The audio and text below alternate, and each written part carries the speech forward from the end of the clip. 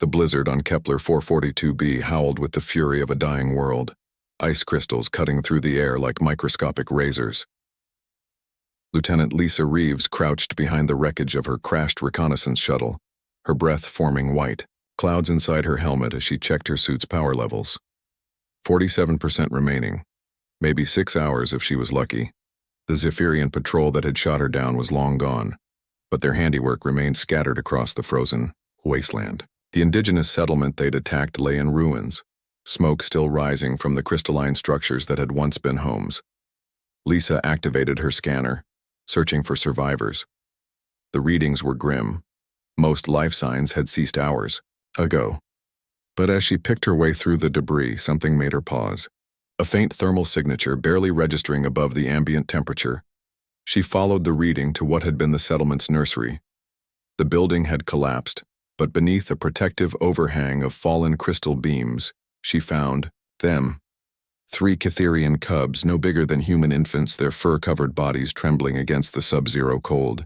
Their large golden eyes looked up at her with an intelligence that made her breath catch. The cubs' parents lay nearby, their bodies shielding their young even in death. Lisa's scanner confirmed what her heart already knew. These 3 were the only survivors. "Area, what's the ambient temperature?" she asked her suit's AI. -47 degrees Celsius and dropping, Lieutenant. Storm system shows no signs of abating for the next 18 hours. Lisa knelt beside the cubs, watching their shallow breathing create tiny puffs of vapor. Cytherians were adapted for cold climates, but not this cold. Not without shelter, not without their parents' warmth. Her thermal readings showed their core temperatures dropping steadily. She thought of Marcus Chen, her commander back at the base, probably organizing search and rescue even now. But rescue wouldn't come in time. The storm would last 18 hours. These cubs had maybe 3. The largest of the cubs, a female with distinctive silver markings, reached out with a tiny paw and touched Lisa's gloved hand. The simple gesture broke something inside the human soldier. "I know what you're thinking," Arya warned, monitoring Lisa's biometrics. "Removing your armor in these conditions would be fatal. Your survival time would drop to less than 90 minutes. "And theirs?" Lisa asked quietly. "Without additional heat source, the cubs have approximately 2 hours and 43 minutes before hypothermia becomes irreversible." Lisa looked at her power gauge again. The armor's heating system was designed for a single human occupant, but it was their only chance. She began sealing off the emergency shelter protocols, creating a small enclosed space using debris and her emergency tarp. "Area, transfer all remaining power to heating elements and life support. Emergency Protocol 77 Alpha. Lieutenant, that protocol is designed for—" "I know what it's designed for." Lisa's voice was steady as she began, unlocking her armor's primary seals. "Execute the command." The AI fell silent for a moment. "Command acknowledged. Lisa, this action will likely result in your death." "Maybe, but it'll definitely result in theirs if I don't try." Lisa carefully removed her armor plating piece by piece. The cold bit into her bodysuit immediately, but she ignored it, instead focusing on arranging the powered armor segments around the 3 cubs. The heating elements hummed to life, creating a warm cocoon in the makeshift shelter. The cubs instinctively huddled together in the center of the armor, their trembling beginning to subside as warmth surrounded them. The silver-marked female looked up at Lisa with what could only be described as gratitude. As her core temperature began to drop, Lisa activated her emergency beacon and settled against the shelter wall. Her last act was to program Arya with specific instructions. Keep the cubs warm at all costs and broadcast their location when rescue arrived. "Why?"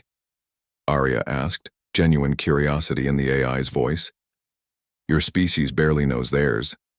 The Cytherians have been neutral in your conflict with the Zephyrians. There's no strategic advantage to this sacrifice." Lisa smiled, feeling drowsy as hypothermia began to claim her. She watched the cubs breathing steadily in their warm cocoon, safe for now. "That's the difference between humans and everyone else out here, Arya. We don't help because it's strategic. We help because it's right."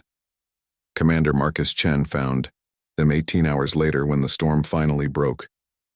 The cubs were alive, warm, and healthy, protected by the armor that had given its power and its wearer's life to save them. Lisa's body was frozen solid, but her face held a peaceful expression. The rescue that followed became legend throughout the sector, not because of the tactical implications or political ramifications, but because of what it represented. In a galaxy where species regularly abandoned their own for strategic advantage, here was proof that humans would sacrifice everything for strangers they'd never met before.